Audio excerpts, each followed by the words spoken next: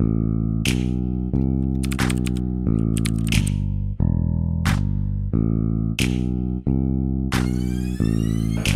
our last year of 3D animation, we had to create a game from start to finish, step by step.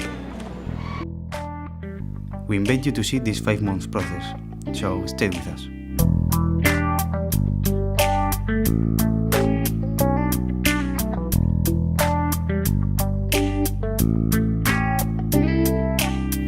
We knew that we wanted a 3D platformer game. We thought about the idea of using 3 characters, each with unique and new mechanics. This will bring a lot of variety to the game, as well as a lot of levels.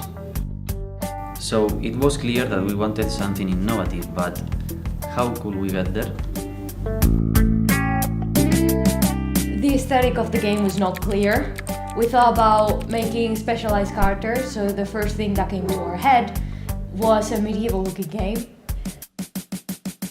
With this theme, we could divide our characters into different roles. Each one would have weapons or specific abilities that would help the player in different situations. This idea, though, did not last long because when we went deeper into what the story would be, it seemed repetitive and quite predictable.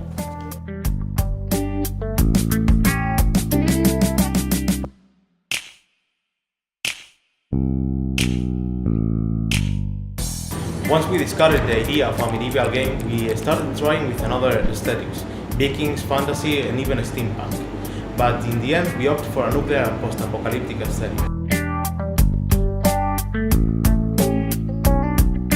We look for reference to research styles, environments, and mechanics that we wanted to implement. Thus, we have a clear idea. We will have 5 characters on our domain.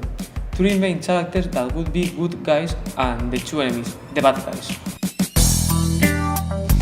The playable characters will have a particularity that will help them advance through the level.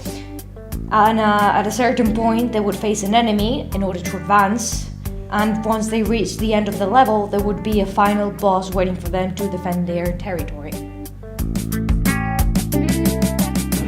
Our hit heroes will be the scientist, the tank, and the rogue. Taking this story into account, the style for the environment and the scenery was fairly easy to implement. The action takes place in the nuclear plant, the source of radiation. Debris, barrels, and radioactive puddles will help us to set the mood for the story.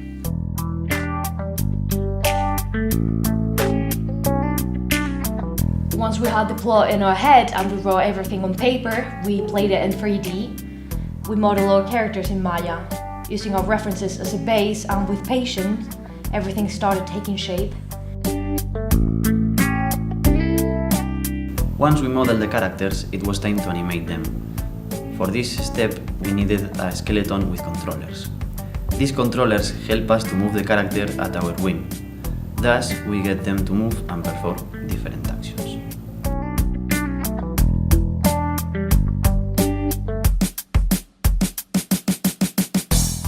When we finished with animations and everything was ready, we took them to Unity, where we had to code the actions and events of the game. It looked simple at first. The character just had to move with the arrow keys, but of course, it turned out that it was not all that easy.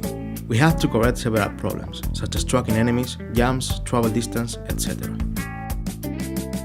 At the end, we finished our game, Nuclear³, and the final product is not that bad, is it?